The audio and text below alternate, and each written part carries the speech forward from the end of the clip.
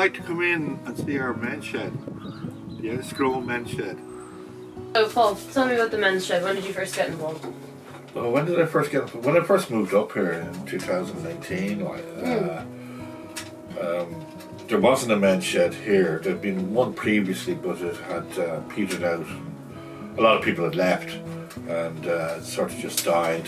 So there was Gregory O'Brien, who's in the FRC. He's activities coordinator in there.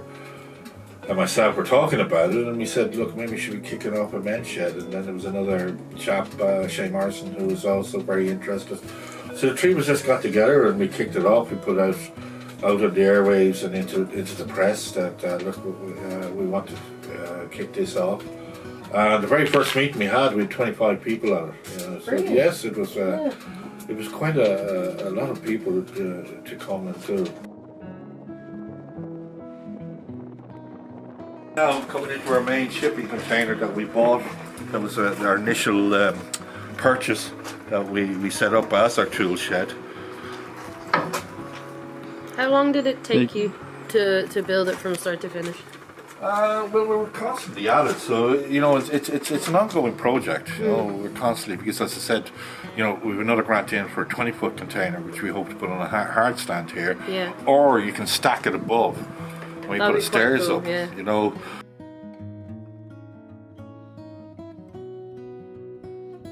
And we do a lot of these, you know, recreation activities.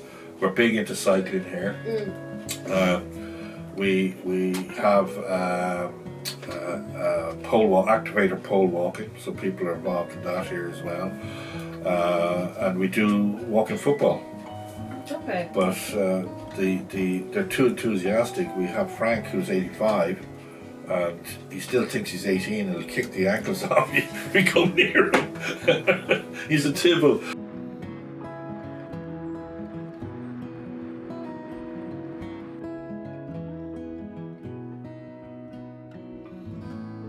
Another handful of people would be involved in the activities here.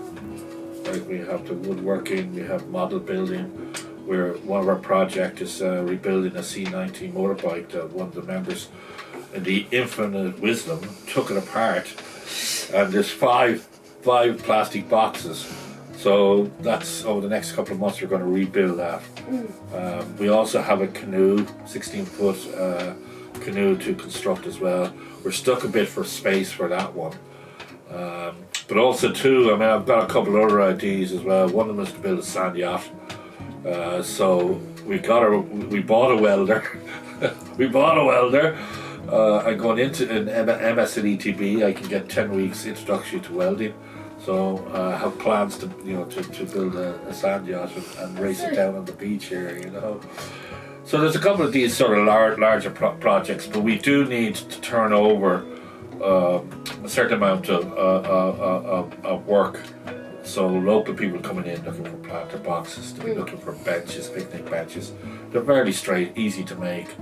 And we'll buy the wood, and then they give us a donation on top of the cost of the wood. And that's how we can maintain the running costs. We get grants through different groups, the Sligo County Council, the local Community Development Council, and Sligo Leadership are the main funders to the shed. I mean, we have various bits of equipment. We have our drill, our bandsaw, fret saw. This is workspace here, is where the modeler works. But at the moment we're trying to get these boxes out. So that's his. We have our welding, which is a new piece of equipment we got through a grant, which we're very happy about. So I'm looking forward to working with that this summer.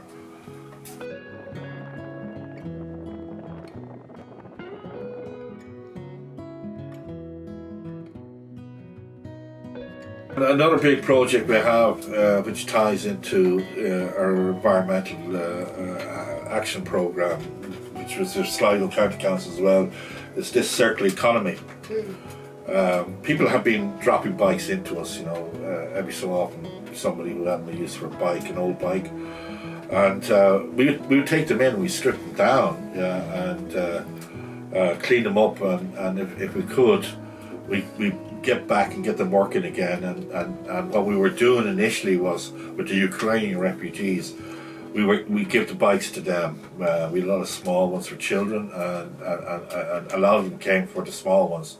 So we were able to turn them over and give them to the Ukrainian children. That's brilliant. And but we sort of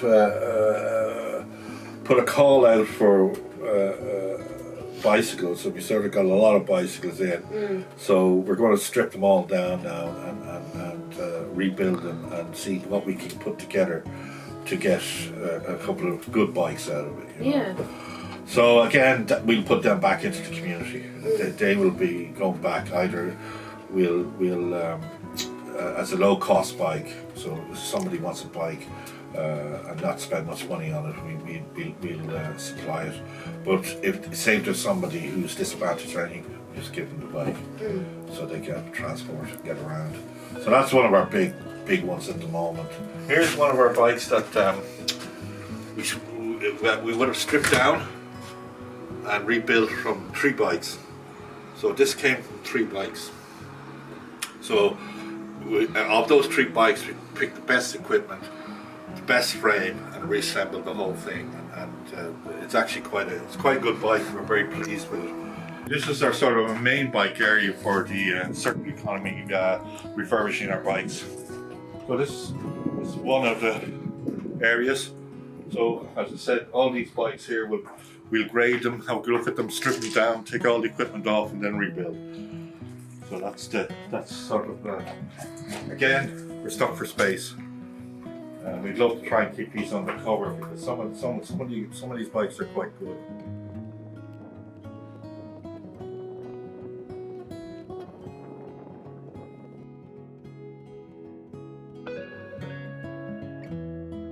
Well, as I said earlier, we're a family.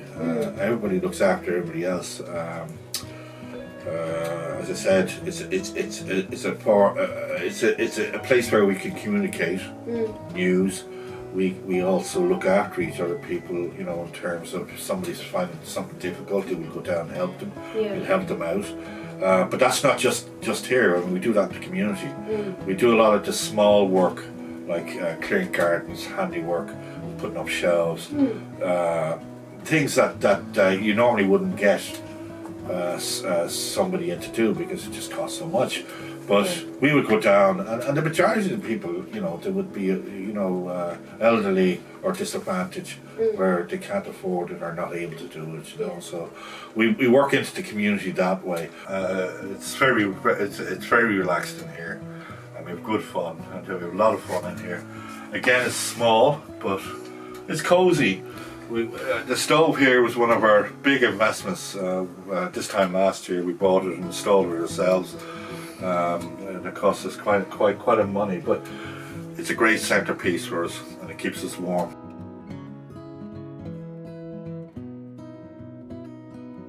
Oh well, it's always the case that we should be trying to get more grants out to us, because in the end of the day, what's happening is instead of a lot of men ending up going to the GPs with anxiety and stress and whatever, we actually can provide activities that actually can alleviate that stress. Yeah.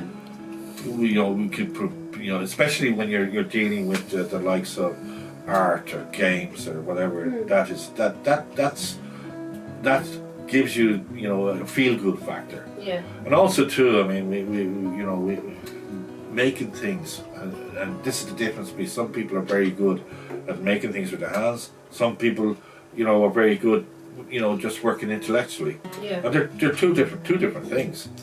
And that's why we want to start up the games, crossword groups, all this,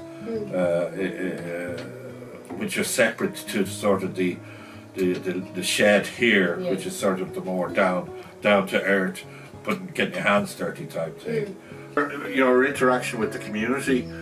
One of the women's group in Dromore West asked us to make bird boxes. Now these two are complete, but what they do is we have up here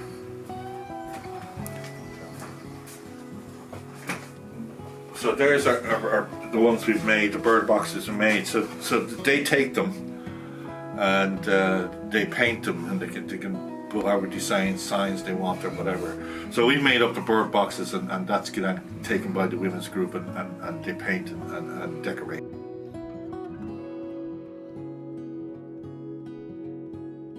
This space, we were very fortunate that the Enniscrone Community Development Council gave it what we have here, but it's limited, and we have more people coming in and more people and bigger projects coming on, so space is becoming a premium now. Yeah. And so we'll hope that in the next year or two that we'll discuss with the local politicians and the funders and the members of Sligo County Council and see can we maybe get some other building that we can just expand into. As I said, we have the FRC, which provides us with rooms to do the sort of the games end. Yeah. But we need more space for our workshops.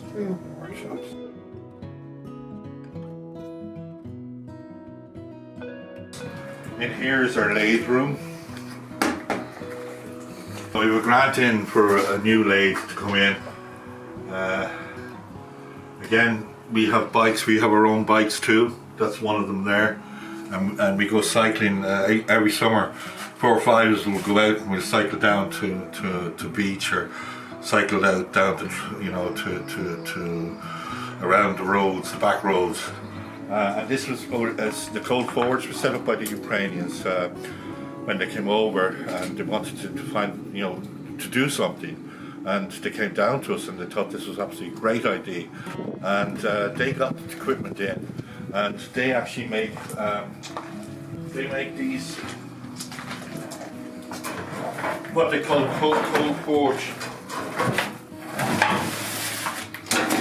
where they bend and scroll and they do all the different types of artistic. Again, it doesn't need a forge, so it's all cold steel, bending and turning and so forth. Coming down this way is our sort of our main timber store that we have. We have our cutting station here, and again we set all this up. We set up the lean-to protect it, and we order in the timber and we have it stored here to make sure it's in a nice, clean, dry environment. And that is our main shed.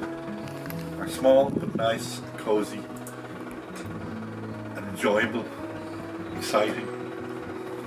And we're selling enough. So it's and our philosophy is the door is always open. It's always open. And we do say, oh well, it's 9 to 2 o'clock, but if somebody wants to come in and they just want to have a cup of tea at 2:30, we'll stay and we'll have a cup of tea and chat about what's going on.